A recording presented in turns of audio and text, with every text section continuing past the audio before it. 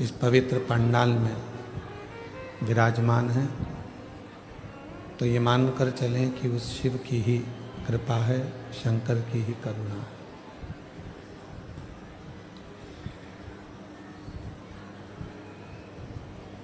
देह मानव की, मनुष्य का शरीर मानव की देह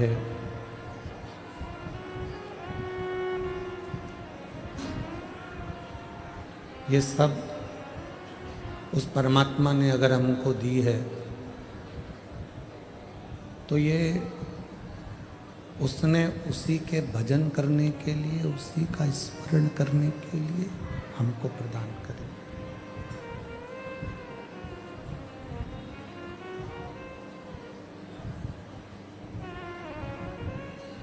और इस मानव देह का सदुपयोग, इस मानव देह का प्रयोग परिवार को संभालो, कुटुंब को संभालो, नाते रिश्तों को संभालो और उनको संभालते हुए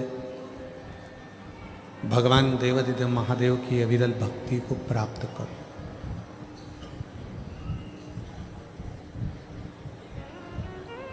शिव महापुराण की कथा में ये बिल्कुल नहीं कहा कि आप अपना घर का त्याग करो।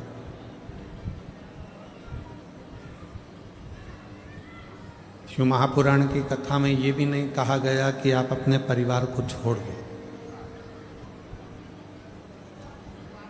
शिव महापुराण की कथा में ये भी नहीं कहा गया कि आप अपने रिश्ते, नाते, कुटुंब, कबीले इन सब को छोड़ दो।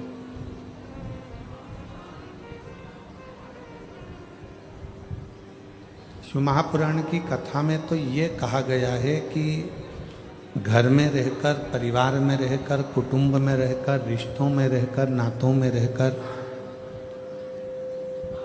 भगवान शिव की अविरल भक्ति को प्राप्त करो।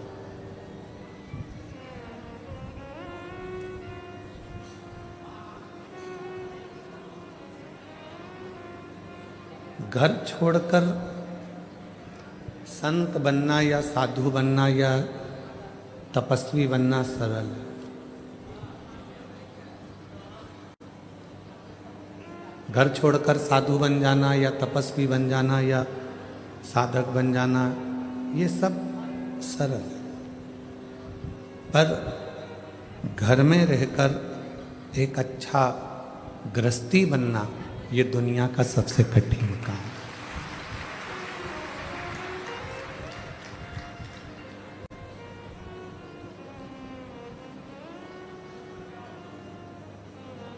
परिवार में प्रेम कैसे हो,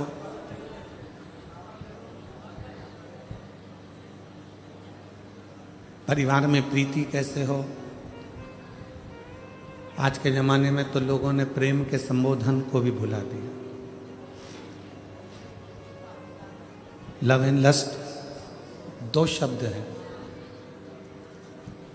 एक लव है, एक लस्ट है।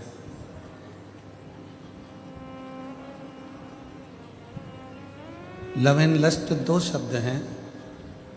आज की दुनिया के लोग लस्ट को ही लव कह देते हैं। लव केवल प्रेम है, उसमें वासना नहीं है, और लस्ट केवल वासना है, उसमें प्रेम नहीं है।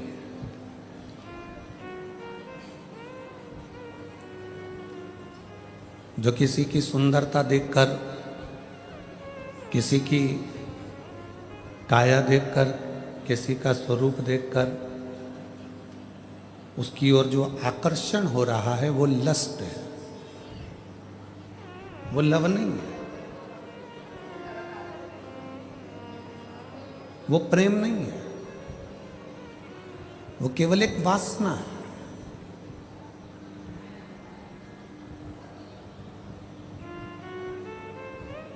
प्रेम में न वासना होती है, प्रेम में न लोभ होता है, प्रेम में न आसक्ति होती है। प्रेम केवल समर्पण की भावना को रखता है।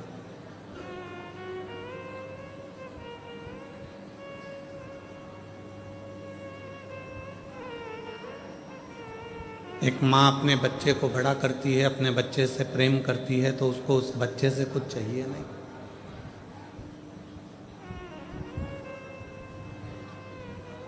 माँ ये नहीं चाहती कि मेरा बच्चा मुझे कुछ देगा जिसको मैंने बड़ा किया।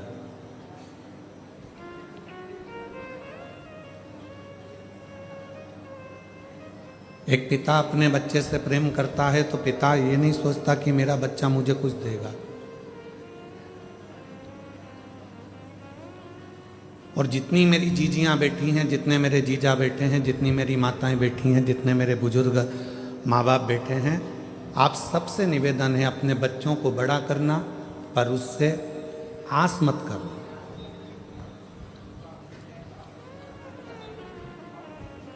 बच्चों को बड़ा करो, पर बच्चों से आस मत करो। जिसने आस करी उसने दुनिया में बहुत धोखा खाया। कई माताओं की आस रहती है मेरी बहू आएगी गरम रोटी देगी, बहू आएगी गरम भोजन देगी, बहू आएगी मुझे पाँव पड़ेगी, बहू आएगी मेरा सम्मान करेगी। और मालूम पड़े चंद्र घंटा आ गई तो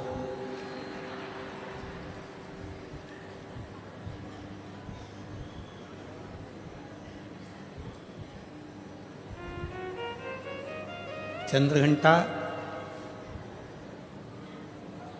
माँ अम्बा दुर्गा भवानी का एक ऐसा नाम है जिस नाम पर लोग भले थोड़ा बहुत विचार कर लें कि चंद्र घंटा गुरुजी बोल दिए। शिव जी ने नाम रखा है माँ पार्वती का चंद्र घंटा। कब? जब भोलेनाथ माता पार्वती को विवाह कर कर लेकर आए।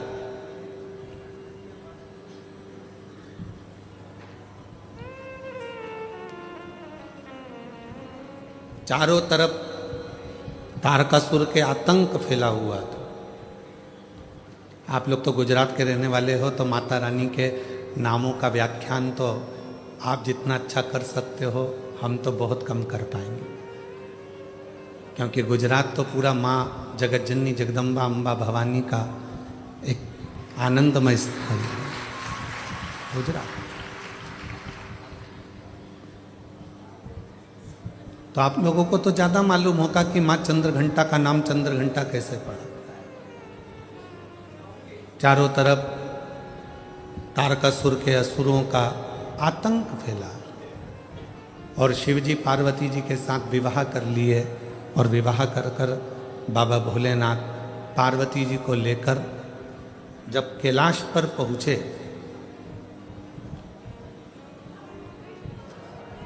कोई उधर बैठकर भोजन कर रहा था शिवगण, कोई उधर बैठकर खा पी कर पड़ा हुआ था, कोई शिवगण अपने पूरे शरीर को नोच रहा था, कोई शिवगण उछल रहा था।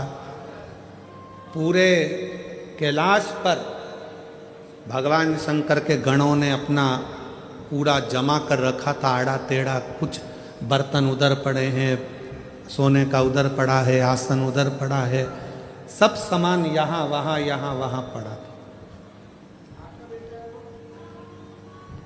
और भोजन भी कोई एक गण लेकर आता या बनाता तो सब आपस में झगड़ा कर कर उस भोजन को ग्रहण करते।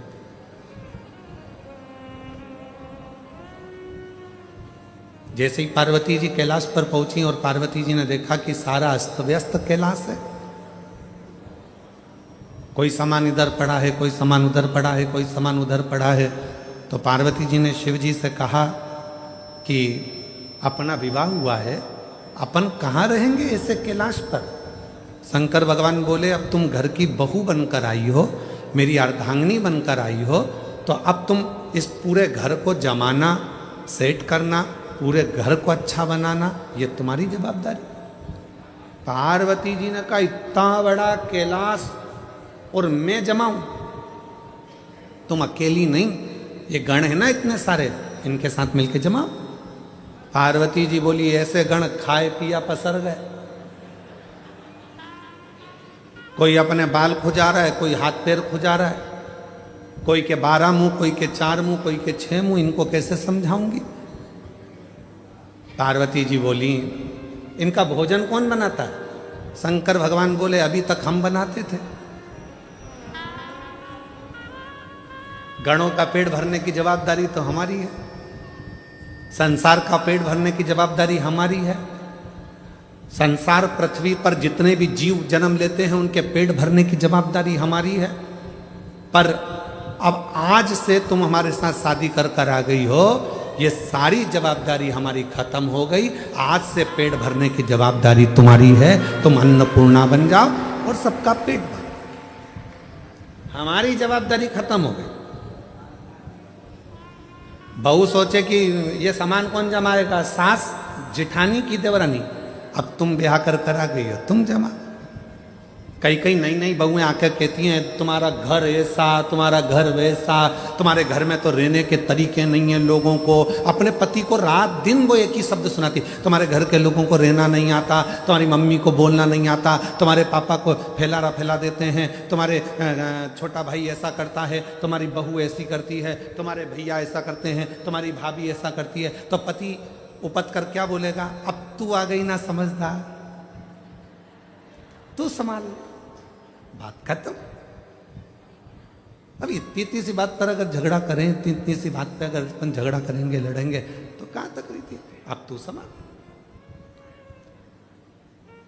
पार्वती जी ने कहा मैं संभालू? हाँ ठीक है।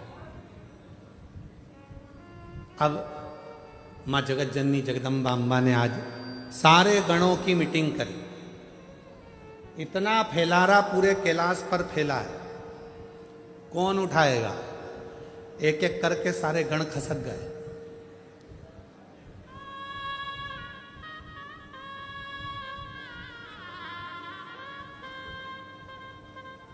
कौन उठाएगा? कोई नहीं। पार्वती जी ने शिव जी से कहा, वो तो सब चले गए। शंकर भगवान ने फिर डमरू बजाया, सबको बुलाया। पार्वती जी ने पूछा ये भूख लगी है सबको? हाँ। भोजन करोगे सब? हाँ। अब सबने हाँ भर दी। पार्वती जी बोली मैं भोजन बना रही हूं, जितनी देर में खाना बनाऊं, भोजन बनाऊं, उतनी देर में पूरा कैलाश सेट हो जाना चाहिए, जम जाना चाहिए, और जो जमा कर आएगा सबसे पहले भोजन उसी को मिल जाएगा। जाओ। सब पहुंच गए, सब ने सामान जमाना प्रारंभ कर दिया। कोई झाड़ू लगाए, कोई बुआरी लगाए, कोई तोरण बांधे, कोई मंडप बांधे, कोई कुछ करे, कोई कुछ करे, सब करे। एक गण आया, मां भोजन। पार्वती जी बोली चिंता मत करो, जैसे ही भोजन तैयार हो जाएगा मैं घंटा बजाऊंगी, तुम सब दौड़ के आ जाना, भोजन करा दो। सुबह से शाम हो गई। अब जो चंद्र शिव जी के मस्तक पर विराजमान था वो भी पार्वती शंकर जी से कह रहा भूख लगी है। शंकर भगवान बोले कर काम, जा।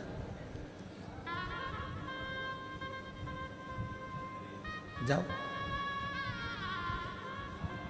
रात्रि होने लगी, चंद्र पुकारने लगा, मां भोजन दीजिए। अब तो पूरा घर जम चुका है। तब पार्वती जी ने देखा कि पूरा कैलाश जम चुका था। तब पार्वती जी ने चंद्र की साक्षी में चंद्र को शिव जी से अपने मस्तक पर रखकर घंटे का नाद करा। शिव जी ने मां पार्वती का नाम चंद्र घंटा रख दिया। उसी पल, उसी घड़ी, उसी क्षण शिव ने कहा पार्वती आज तुमने पूरे कैलाश को सेट कर कर जमा कर उनका भरण पोषण किया है। जो तुम्हारे नाम का उच्चारण करेगा उस वो कितना भी बिखरा हुआ क्यों ना हो, हृदय से टूटा हुआ क्यों ना हो, उसकी दुकान, उसका व्यापार चाहे कितना भी बिखर गया हो, अगर प्रतिदिन एक दुर्वा वो चंद्र घंटा के नाम से अगर मुझे समर्पित करेगा तो उसका घर, परिवार, व्यापार मैं खुद सेट करते चले जाऊंगा, जमाते चले जाऊंगा। तो ये नाम कोई साधारण नाम नहीं है, चंद्र घंटा का नाम।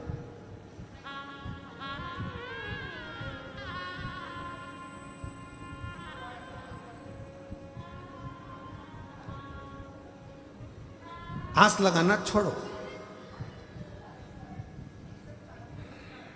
शिव महापुराण की कथा में लिखा है कि शिव पुराण कभी नहीं कहती कि तुम संत बनो, साधु बनो, तुम तपस्वी बनो, या कहीं वन जाके बैठ जाओ, नदी के तट पर जाकर बैठ जाओ, या तुम किसी एकांत में जाकर बैठ जाओ। शिव पुराण तो कहती है कि शंकर भगवान गृहस्थी हैं। शंकर भगवान का पूरा परिवार है, भगवान शंकर गृहस्थी हैं, पूरे परिवार के साथ भोलेनाथ जी रहते हैं। पत्नी भी साथ, बेटे भी साथ, बेटे की बहुएं भी साथ, बेटे बेटियां, दामाद, नाती, पंती, पोते सब शिव जी के साथ रहते हैं। 33 कोटि देवता में केवल एक देव ऐसे हैं, देवादिदेव महादेव, जो अकेले नहीं रहते, सारे परिवार के साथ रहते हैं, पूरे परिवार के साथ। और आप खुद देखो मंदिर में जाके, धर्मपत्नी, पुत्र गणेश, कार्तिकेय, अशोक सुंदरी, जया, विषहरा, शामलीवारी, दौतली, देव, नंदी, सब साथ। और यहां तक शिव जी के परिवार में पुत्रों की बहुएं भी, रिद्धि और सिद्धि भी साथ में रहते, वो भी साथ।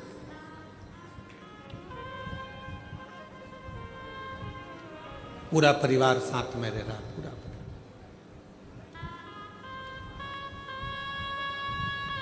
और किसी 33 कोटि देवता में एक देवता का नाम बता दो जो पूरे परिवार के साथ रह रहा हो, जिनके बच्चे भी साथ में रह रहे हो, पोता पोती भी साथ रह रहे हो, रिश्तेदार भी साथ रह रहे हो। कोई 33 कोटि देवता में कोई देवता की ऐसे मंदिर नहीं है जिसमें वो पूरे परिवार के साथ रहे। केवल शिव, केवल शंकर, वो घरदान।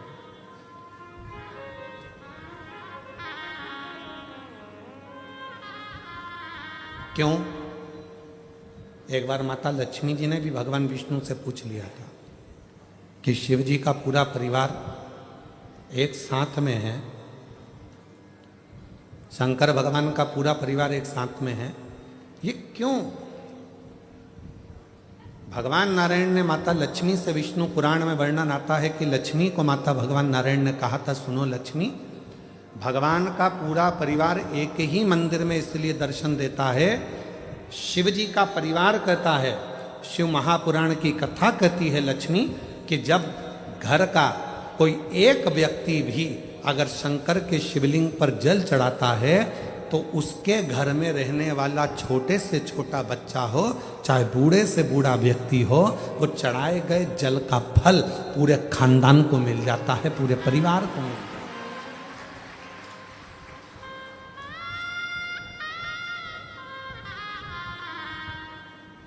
पूरे कुल को। और सारी समस्या का हल एक लोटा बोल बम का नारा है, बाबा श्री शिवाय नमस्ते, सबको मिल जाता,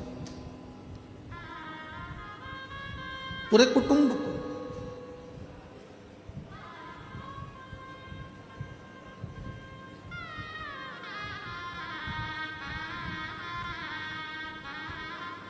और तेरी कृपा बिना न हिले एक भी अणु, लेते हैं श्वास तेरी कृपा से तनु तनु। बखान क्या करूं मैं राखों के ढेर का, चपटी भभूत में है खजाना कुबेर का।